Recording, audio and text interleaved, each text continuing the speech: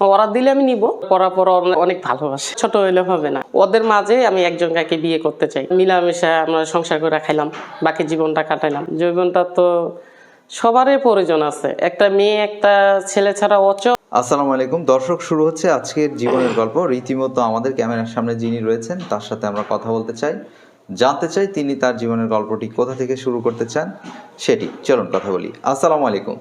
ওয়ালাইকুম সালাম। আসসালামু আলাইকুম। ওয়ালাইকুম সালাম রহমতুল্লাহ। আপা কেমন আছেন? আলহামদুলিল্লাহ ভালো। আপনারা কেমন আছেন? আলহামদুলিল্লাহ। আপনার জীবনের গল্পটি আপনি কোথা থেকে শুরু করতে চাচ্ছেন, প্লিজ নাম বলে শুরু করুন। আমি ফজিলাতুন্নেসা বলতেছি, বগুড়া থেকে।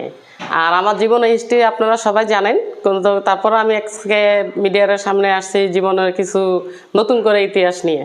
আমি ভাইয়া অনেকদিন থেকে প্রতিবেদনে আছি, আপনারা সবাই জানেন, আমাকে সবাই চিনেন, অনেক ভাইরা আছে, বোনেরা আছে, অনেক চাচারা আছে, আমাকে হেল্প করছে আলহামদুলিল্লাহ। আমি আসলে অনেক শুকরিয়া। আমি নামাজ কালাম পড়ে তাদের জন্য দোয়া করি। আমার দুটা সন্তান আছে, মাদ্রাসায় পড়ে, ওদের জন্য দোয়া করবেন, আমিও আপনাদের জন্য দোয়া করি। আর আমি আজকে আসছি, আমি অনেক সময় অনেক কথা বলছি, যদি আমার ভুল হয়ে থাকে, যদি বেয়াদবি হয়ে থাকে, আল্লাহর রাস্তায় আমাকে মাফ করে দিবেন, ক্ষমা দৃষ্টিকে দেখবেন। আমি লেখাপড়া জানি না, কিন্তু আমি কোরআন শরীফ পড়তে জানি। আমি 14 বার কোরআন খতম দিছি আল্লাহর রহমতে, আপনাদের দোয়ায়। আমি এখন আসছি, আমি একটা সিদ্ধান্ত নিচ্ছি কি, অথবা আমি আবারও বলতেছি, আমি অনেক প্রবাসী ভাইদেরকে অনেক সময় অনেক কথা বলতাম, পারলে আমাকে মাফ করে দিবেন। আর আমি এই জিনিসটা বলছি, প্রতিবেদনে থাকে যে আমি যদি বিয়ে করি, আমি একটা প্রবাসী ভাইকে বিয়ে করব, এটা আমার জীবনে আশা। আচ্ছা, প্রবাসী ভাইদেরকে বিয়ে করতে চাচ্ছেন কেন? প্রবাসী ভাইরা অনেক কষ্ট করে, আমি তাদেরকে আমি স্যালুট জানাই, কি অথবা মনে থেকে তাদের জন্য আমি দোয়া করি। আর ওরা অনেক কষ্ট করে, ওরা যে অত কষ্ট করে করার পর ওদের যে ওয়াইফগুলাকে অনেক ভালোবাসে, অনেক শ্রদ্ধা করে। এটা আমার অভিজ্ঞতাটা জানা হয়েছে ওদের কাছ থেকে, ওদের সঙ্গে কথাবার্তা বলে আমি এই জিনিসটা ভালো করে বুঝছি। এটার জন্য আমি প্রবাসীর বউ হইতে চাই। আচ্ছা, আপনি বলতে চাচ্ছেন যে তারা তাদের ওয়াইফদেরকে অনেক ভালোবাসে। জি। আচ্ছা, এই কারণেই প্রবাসী ভালোবাসে বিয়ে করতে চান। জি। সেক্ষেত্রে কেমন মানুষ চাচ্ছেন, তার বয়স কেমন হতে হবে?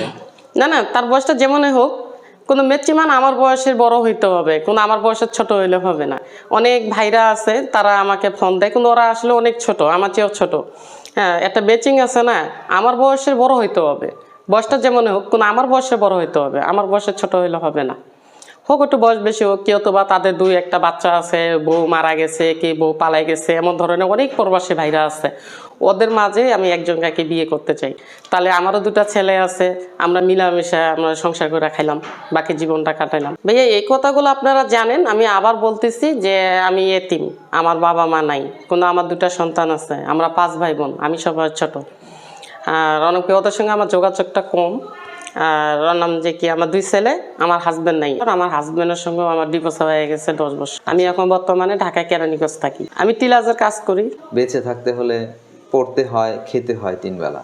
এই খাবারের খরচ বা এই যে আনুষঙ্গিক যে বিষয়গুলোর খরচ, এগুলো ভাইয়া আমার জীবনে অনেক কষ্ট করছি, এমনও দিন গেছে আমরা ভাতের মার খাইয়া আসছিলাম, 2টা বাচ্চাকে আমি নিয়ে অনেক কষ্ট করে আমি মানুষ করছি, রাজমিস্ত্রি কাজ করছি, বাসা বাড়ি কাজ করছি, এমনকি ময়লার কাজ পর্যন্ত আমি করছি আমার বাচ্চা 2টার জন্য। তো কথাটা হচ্ছে ভাইয়া, এখন আমি আল্লাহর রহমতে আপনাদের দোয়ায় আমি এখন একটা পজিশনে একটু ভালোই আছি, কিন্তু ভাই ওর মধ্যে একটা সমস্যা হয়ে গেছে। আমার ছোট ছেলেটার হাত ভাঙে গেছে দেখে আমি টিলাজে কাজ করতাম কি, অথবা আমি ইসলামপুর থেকে এই কাপড় আনি, কাপড় বিক্রি করতাম, কিন্তু এই ব্যবসাটা আর এই মেশিনটা আমি বিক্রি করে আমার ছেলের হাতে চিকিৎসাটা করছি। এখন বর্তমানে আমি বাসা বাড়ি কাজ করে খাচ্ছি। ডিভোর্সটা হলো কিভাবে, সেই বিষয়টি জানতে চাই। ভাই ছোটবেলায় আমার বাবা মারা গেছে, আমার বাবা চেহারা আমার মনে নেই। আমার বোন জামাইরা আছে, আমার ভাইয়ারা আছে, ওরা আমাকে বিয়ে দিছিল, তখন আমার মা বাচ্চা ছিল, কিন্তু বিয়েটা যখন দিছে এখানে কিছু যৌতুক লেনদেন ছিল, এই টাকাটা আমার মাকে আমার ভাইয়ারা দিতে পারেনি। আমি 3 বছর সংসার করছি ভাইয়া, 3 বছরে আমার 2টা বাবু হয়ে গেছে। 3 বছরে কি একটা হাজবেন্ডের কি আদর ভালোবাসা, এটাই কি মেয়েদের জীবনে ইম্পর্টেন্ট বলেন? আর বাকি জীবনটা আমি এইভাবেই কাটাইলাম। আমি টাকাটা দিতে পারিনি দেখে সংসারটা হয়নি, অনেক নির্যাতন ছিল, অনেক মনে করেন যে আমার পাকে মারা ডাঙ্গা ছিল, অনেক আমার পাকে একটা নির্যাতন, মানে একদম এটা ধারণার বাইরে। যখন আমাদের এখানে চেয়ারম্যান মেম্বার ওরা বিচার সালিশ করে, তখন এটা আমাদের দুজনের তরফ থেকে আমাদের ডিভোর্স হয়ে গেছে। কিন্তু এখানে কথা ছিল, কেন উনি আমাকে ছাড়ে গেছে দেখে তার নামে দুর্মার করবো তা না, উনি না শুনুক আল্লাহ শুনতেছে, মরতে তো একদিন হবেই। এখানে কথা ছিল যে আমার 2 বাচ্চার ভরণ পোষকের দায়িত্ব তাই দিবে। কিন্তু আমার একটা মনে রাগ ছিল যে আমার এখানে এই বাসায় আমার 1 মুঠ ভাত হলো না, আমার পেটটা ভারী হয়ে গেল, এটার জন্য আমি ঢাকা শহরে চলে আসি, দুটা বাচ্চা নিয়ে আমি পালাই চলে আসি। তাদের সঙ্গে আমার কোনো যোগাযোগ নেই। তারা টাকা পয়সাও দেয় না আর খোঁজ খবরও নেয় না? জি না। এই মুহূর্তে আপনি যেমনটি বলছেন যে বিয়ে করতে চান, জি তার বয়সটাও আপনি বললেন যেমন বয়সেরই হোক। জি। তো তাহলে এই যে আপনি যেমনটি বলছেন, যেমনটি চাচ্ছেন, এই বিষয়গুলো একটু গুছিয়ে আমাদেরকে বলেন তো আরেকবার একটু ভালো করে। দর্শক বন্ধুদের কাছে কি চাচ্ছেন, কি ইনফরমেশন, কি তথ্য? ভাইয়া আমি যে এখন পজিশনে আছি, অনেক ভাইরা আছে অনেক সাহায্য সহযোগিতা করে, মসজিদে দান করে, মাদ্রাসায় দান করে, আমাদের মতন অসহায় মেয়েদেরকে দান করে। আমি এই তরফ থেকে বলবো যে ভাইয়া আমার দুটা ছেলে আছে, আমি অনেক কষ্ট করতেছি, আপনাদের দোয়া আপনাদের সহযোগিতা আমি চাই। আমি দুই হাত বলে আল্লাহর কাছে আমি আপনাদের জন্য দোয়া করব। হ্যাঁ, যদি কিছু আমাকে সাহায্য করে আমি বাচ্চা দুটাকে আমি আলেম বানাইতে পারবো, উপরে আল্লাহ নিচে আপনাদের সহযোগিতায়। এই হিসেবে না তো আমাকে একটু সাহায্য করলেন। আর আমার জীবনটাই এইভাবে তো আর যাবে না, আমারও তো জীবনে একটা হাজবেন্ডের প্রয়োজন আছে। একটা মেয়ের জীবনে ইম্পর্টেন্ট হয়েছে তার স্বামী, আমার এইটাও নেই, বাবা মাও নাই, স্বামীও নেই, কিন্তু আমার আসলে একটা স্বামীর প্রয়োজন খুব। যৌবন তো আর সারা জীবন ধৈর্য রাখুন যায় না, যৌবনটা তো সবারই প্রয়োজন আছে। একটা মেয়ে একটা ছেলে ছাড়া অচল, আর একটা ছেলে একটা মেয়ে ছাড়া অচল। তাই এই তরফ থেকেই আমি বলতেছি যে আমার জীবনে একটা স্বামী হলে আমার জন্য অনেক ভালো হতো, পরিপূর্ণ জীবন অতিবাহিত করতে পারতেন। জি জি। তো স্বামীটা সে অবশ্যই যে বয়সী হোক, সমস্যা নাই। জি না। এখন এই মুহূর্তে শুধু কি এই যে বিয়ে শাদীর বিষয় এটিই চাচ্ছেন, না এক্সট্রা আরো সাহায্য সহযোগিতা সেগুলোও চান? না, যদি দেয় কোনো ভাই, যদি দেয়, অনেক ভাইরা আছে নিঃস্বার্থ সাহায্য করে, ওরা দিলে আমি নিব। আর নাম যে কেউ প্রবাসী ভাইরাই তো সাহায্য করে, এখানে তো বাংলাদেশের ভাইরা সাহায্য করে না।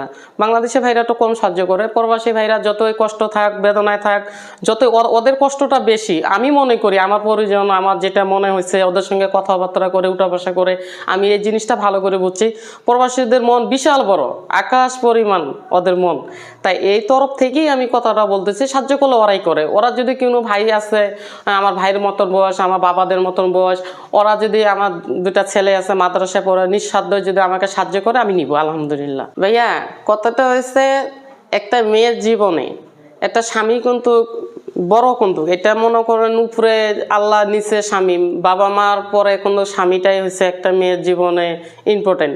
তো এই কথাটা হচ্ছে, আমার তো এখন লাফালাফি করার মতন তো বয়সটা নাই, কিন্তু তারপরেও আছে। মানুষ বুড়া হয়ে যায়, কোনো সব বুড়া হয় না।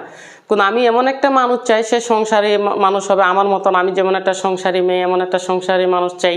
এই মনে করেন যে এটা মনে করেন একটা ভালোবাসা তো থাকবেই, ওর মধ্যে তো আমাদের ভালোবাসা থাকবেই, কিন্তু তার জীবনে আমি ছাড়া বুঝে কেউ না থাকে, বুঝে আমাকে ভালোবাসে, আমাকে আদর সোহাগ দিয়ে বুঝে ভরাই রাখে।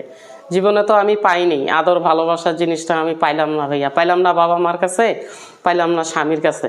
তা আমার জীবনে আমি এমন একটি মানুষ চাই যে সে আমাকে আদর ভালোবাসা মন ভরাইয়ে দিবে, যদি আমাকে না দেখে পাগলের মতন খুঁজবে, এমন একটা মানুষ আমার জীবনে চাই। যে ব্যক্তি আমাকে ভালোবাসবে, যদি আমাকে না দেখতে পায় এক সেকেন্ড, পাগলের মতন খুঁজবে, পাগলের মতন আমাকে ভালোবাসবে, আর আমিও তাকে পাগলের মতন খুঁজবো, তাকে আমি আমার বুক ভরা ভালোবাসা দিব।